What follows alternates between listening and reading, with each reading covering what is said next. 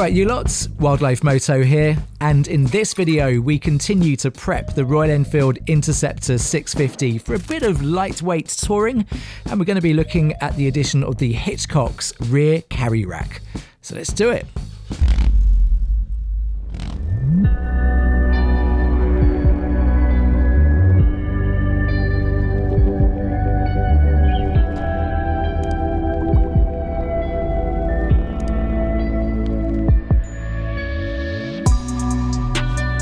So if you're anything like me, you'll literally be counting down the days until we can get out and ride again.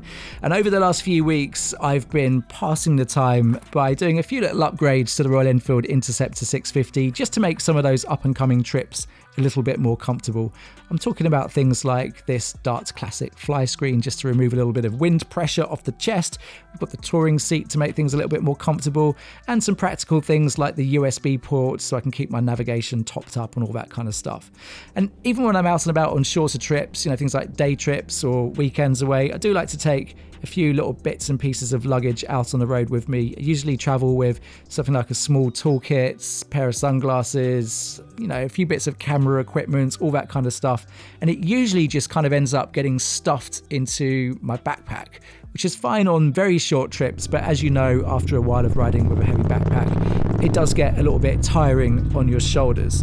So with that in mind, I was keen to look into a kind of tail rack solution for the Interceptor, somewhere where I could put some luggage on the back of the bike, have it nice and safely strapped down, and free up some space on the seat as well.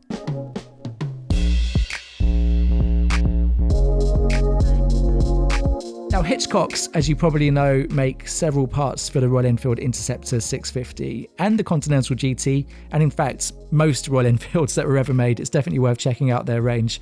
But this rack in particular caught my attention mainly because of its size. It kind of promises to mix that blend of practicality, but also it's quite incognito as well. It's not a massive unit on the back of the bike, which can look a little bit ugly if they're too big. So this one seems to get that blend really nicely of size and practicality.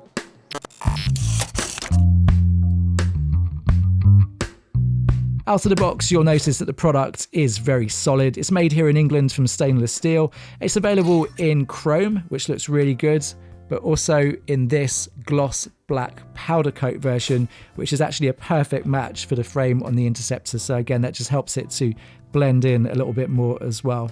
As you can see in the close-ups here, the quality is definitely there. The welds look good, the finishing looks good, so you're not going to go wrong in terms of the fit and finish on this piece. Size-wise, it's 25 centimeters long. The front section is 20 centimeters and it then tapers back to around 15 centimeters on the rear. And as I said, its scale is really designed to get that blend of practicality without sticking out like a sore thumb. Now, the recommended maximum payload for this tail is around 5 kilograms, and that makes it perfect for something like my Kreiger US 5. This is the 5-litre dry pack, which can strap straight down onto this tail rack here. The other option is the custom-made bespoke Hitchcocks bag, which is made to perfectly fit the shape of this tail rack, and that's also available on the website.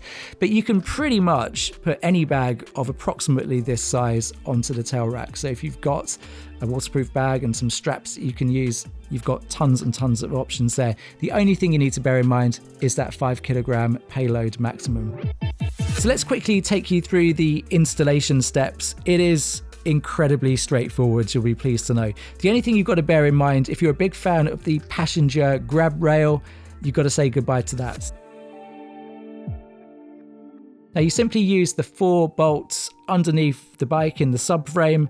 They come out, you literally just put the rack in place and then you just put the bolts back in. Honestly, it takes less than 2 minutes. So it's super fast to get it on the bike, which of course means it's also very easy if you're not going to be riding with luggage to just take it off and leave it in the garage, which is very cool. Now, once you're done, as I said, you will have tons of options in terms of bags. I'm using it with my Kreiger US Dry Pack 5. You could get tie-down straps. You could use pretty much any bag on the back here. Just stick to that 5 kilogram payload limit.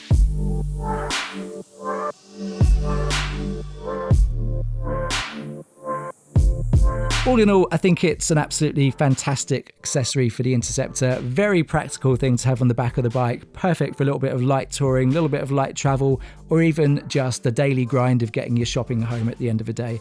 So highly recommended for me. Very well made piece. It will cost you around £114. That's including VAT for the black version. If you want to go for the chrome variant, that's a little bit more, coming in at 138. So if you're in the market for a quality tail rack that strikes that balance between size and practicality, honestly, I don't think you can go far wrong with this. Let me know what you think in the comments below. And until the next one, ride safe.